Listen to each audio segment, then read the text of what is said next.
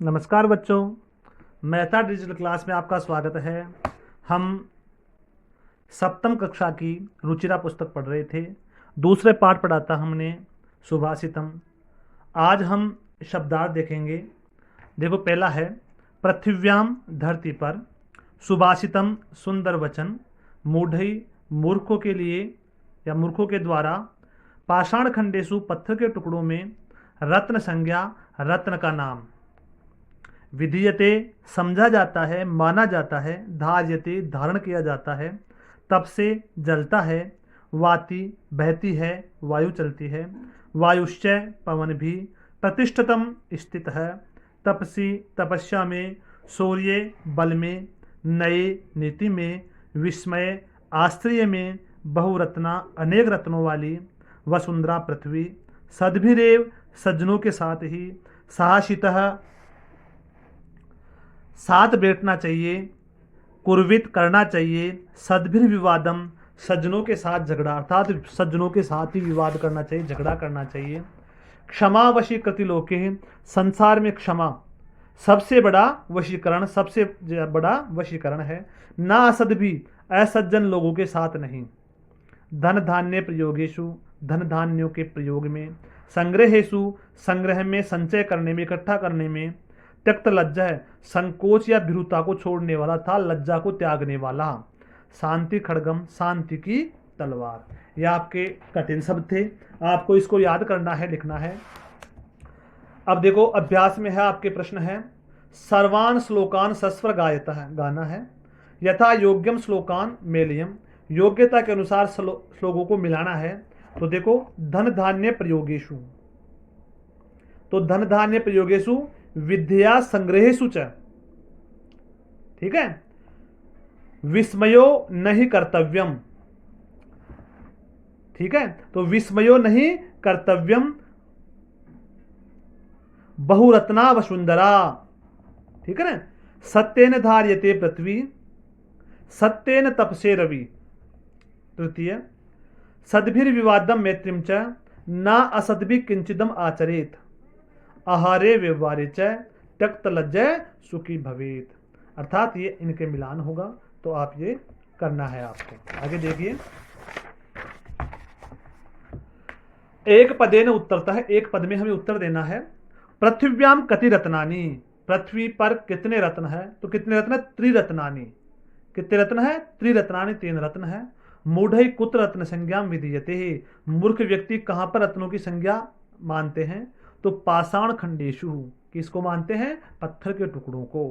पृथ्वी केन धार्यते, पृथ्वी किसके लिए धारण की हुई है? तो सत्येन पृथ्वी धार्यते, किसके द्वारा? सत्येन।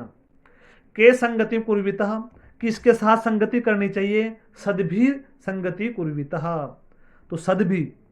लोके वशीकृतम कहा, लोगों को वश में करने वाला कौन है? तो क्षमा लोके वशीकृति ही।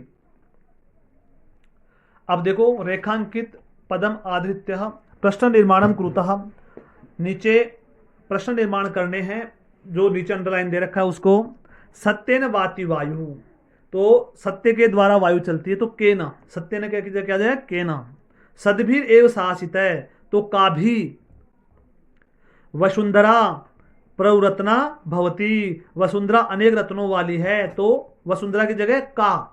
बहुरत्ना भवती। विद्या संग्रहेशु त्यक्त लज्जय सुखी भवेत, विद्या का संग्रह करने वाला, लज्जा को त्यागने वाला हमेशा सुखी रहता है, तो का।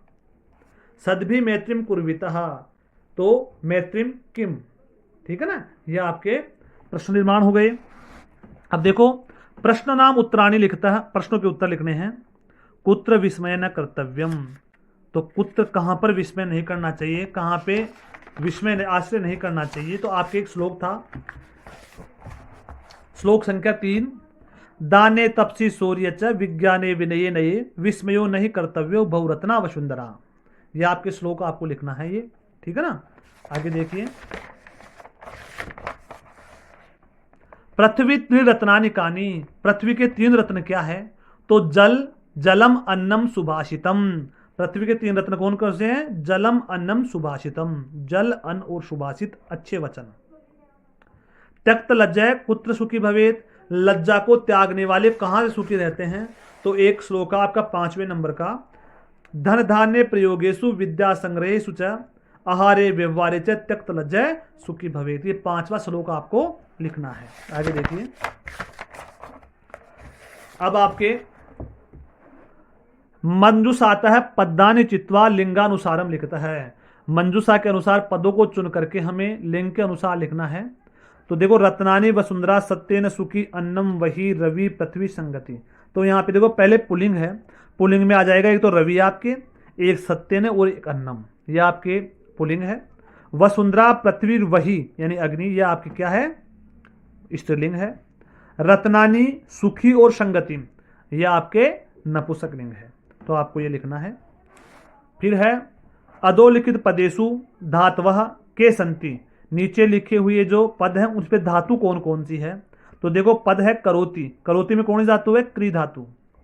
पश्य में दृश्य धातु, देखना। भवेत भू धातु। तिष्ठति स्था धातु, तिष्ठति यानी बैठना होता है, स्था धातु।